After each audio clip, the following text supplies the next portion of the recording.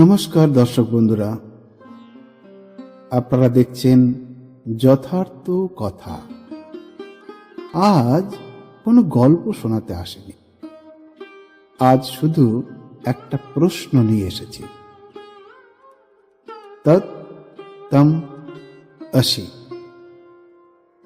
অর্থাৎ তুমি আসলে কে? আমরা সারা জীবন কিছু না কিছু হতে চাই, ভালো মানুষ, সফল মানুষ, শান্ত মানুষ। কিন্তু কখনো কি ভেবে দেখেছি আমরা যা হতে চাই সেটা কি সত্যিই নতুন কিছু?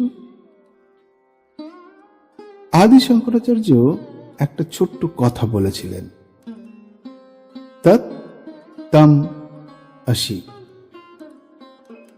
তিনি কিন্তু কোথাও বলেননি তুমি ঈশ্বর হয়ে যাবে। তিনি শুধু একটাই প্রশ্ন তুলেছিলেন, তুমি নিজেকে কোন পরিচয়ের মধ্যে আটকে ফেলেছ? এই তত্ত্বম অসি সম্পর্কে জানতে গেলে আমরা একটু চলে যাব বৈদিক যুগ। অনেক আগে বৈদিক যুগে একজন ঋষি ছিলেন, নাম উদ্দালক। তার এক ছেলে ছিল, তার নাম শ্বেতকেতু। ছোটবেলা থেকেই গুরুকুলে গিয়ে বেদ, মন্ত্র, যজ্ঞ সবকিছু শিখল। বছর কয়েক পরে যখন সে বাড়ি ফিরল, তার ভিতরে ভীষণ গর্ব, ভাবছে এবার তো আমি সব জেনে গেছি। কিন্তু ঋষি উদ্দালক শুধু পণ্ডিত ছিলেন না, তিনি ছিলেন সত্যের অনুসন্ধানী এক গুরু। তিনি বুঝলেন ছেলে অনেক কিছু জানতে শিখেছে, কিন্তু নিজেকে চিনতে শেখেনি এখন। তখনই শুরু হলো বাবা ও ছেলের এক গভীর কথোপকথন। আর সেখানেই উদ্দালক বললেন, তত্তম অসি শ্বেতকেতু। এই কাহিনীটা ছান্দোগ্য উপনিষদে পাই।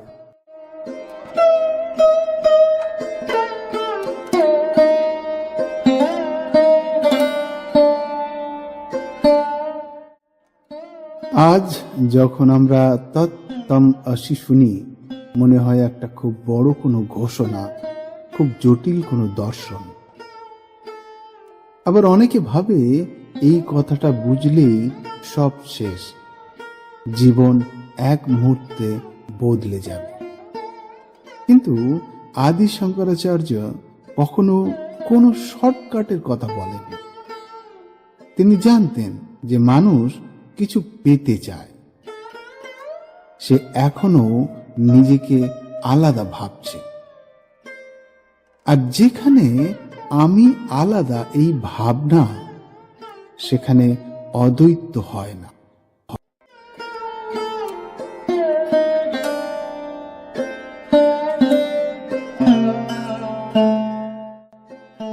আদিশঙ্করের কথাটা মাত্র তিনটে শব্দ, তৎ তম অসি।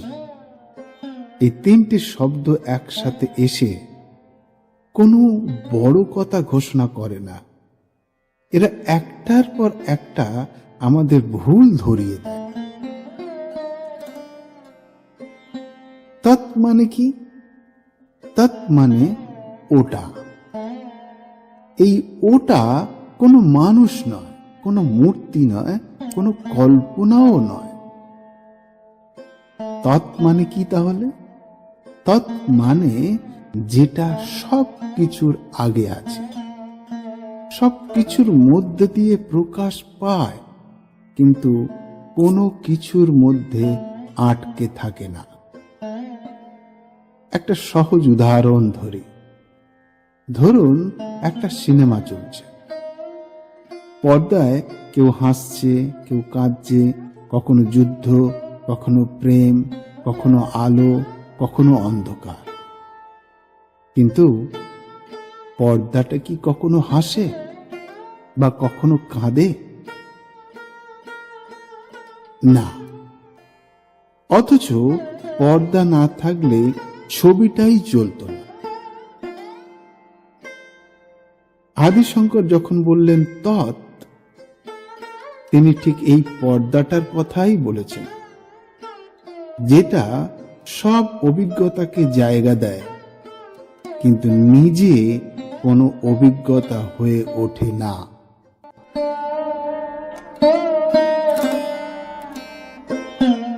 এরপর আদিশঙ্কর বললেন তম, মানে তুমি। কিন্তু এই তুমি সেটা কি?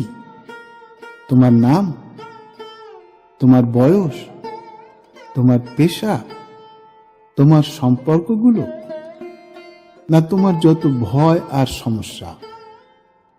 যখন তুমি বলো আমি দুঃখ পাচ্ছি, তখন একটা বিষয় পরিষ্কার, তুমি দুঃখটা লক্ষ্য করছো। যে লক্ষ্য করছে সে দুঃখটা নিজে হতে পারে না। মনের ভিতরে যে জায়গা থেকে তুমি নিজের ভাবনা, ভয়, কষ্টকে দেখছো, সেই দেখার জায়গাটাই শঙ্কর বলেছেন তম, অর্থাৎ তুমি। ওই জায়গাটাই হচ্ছে তুমি।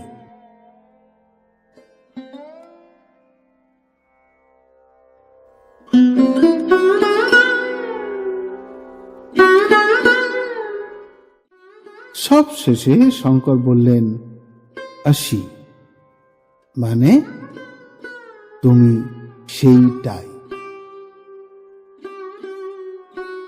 তিনি অবশ্য বলেননি একদিনে হবে, অনেক সাধনার পরে হবে, হয়তো পরের জন্মও হবে, তারপরের জন্মেও হতে পারে, কিন্তু হবে। তিনি বললেন এই মুহূর্তেই তুমি হলে সেটাই। এখানে একটা অস্বস্তি শুরু হয়, কারণ সঙ্গে সঙ্গে মনে একটা প্রশ্ন ওঠে, যদি আমি সত্যি সেটাই হই, তাহলে আমি নিজেকে এত দুর্বল মনে করি কেন? আমি এত ভয় পাই কেন? আমি এত সহজে ভেঙে পড়ি কেন? শঙ্কর এখানে একটা জিনিস স্পষ্ট করলেন, তুমি নিজের ভেতরে যে ভয়, দুঃখ, দুর্বলতা দেখছো, সেগুলোকে তুমি নিজের পরিচয় ভেবে নিয়েছ।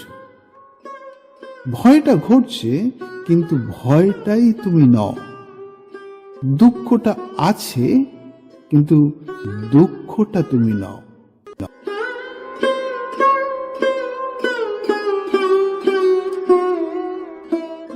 আদিশঙ্কর আসলে কি করতে চেয়েছিলেন বা কি বলতে চেয়েছিলেন? তিনি কাউকে মুক্ত করতে আসেননি, বা তিনি কাউকে নতুন কিছু দিতেও আসেননি। তিনি শুধু বলেছিলেন, নিজের সম্পর্কে যে ধারণাটা ধরে আছো, সেটা পুরো সত্য নয়। এই ভুল ধারণা থেকেই ভয় আসে, দুঃখ আসে, অশান্তি আসে। এটাই তিনি বলতে চেয়েছিলেন। অর্থাৎ নিজেকে জানো, তুমি কে, তুমি আসলে সেটাই।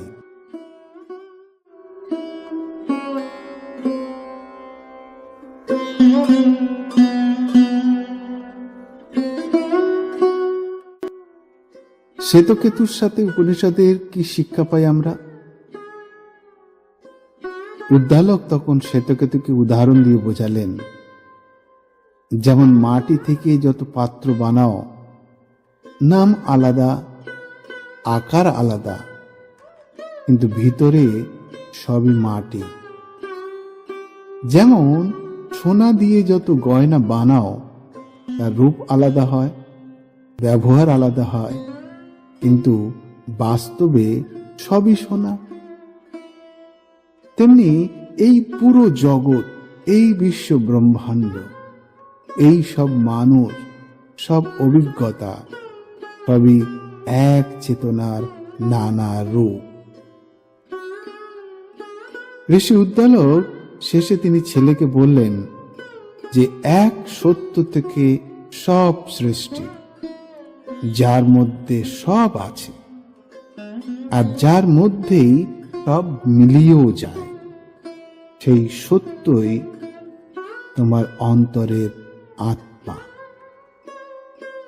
হে শ্বেতকেতু, তত্তম অসি, অর্থাৎ তোমার অন্তরের আত্মাই হলো সত্য আর তুমি হলে সেটাই, তত্তম অসি।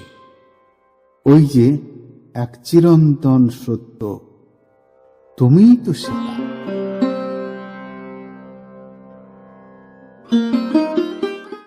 আমাদের দৈনন্দিন জীবনে এর মানে বা এর প্রভাব কিভাবে পড়ে?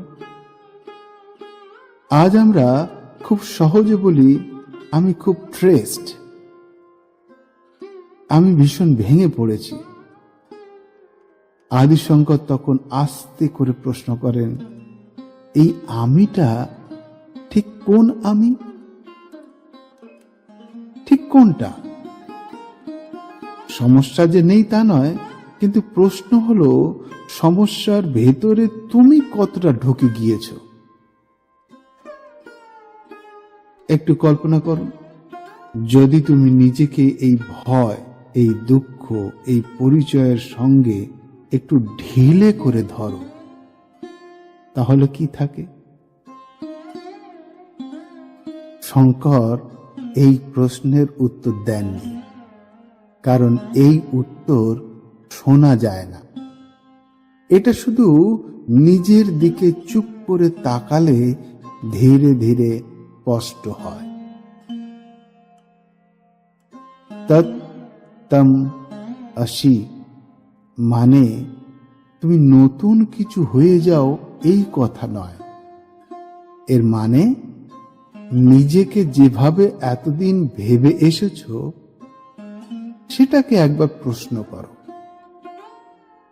এটাই শঙ্করের পথ, আর এটাই যথার্থ কথা।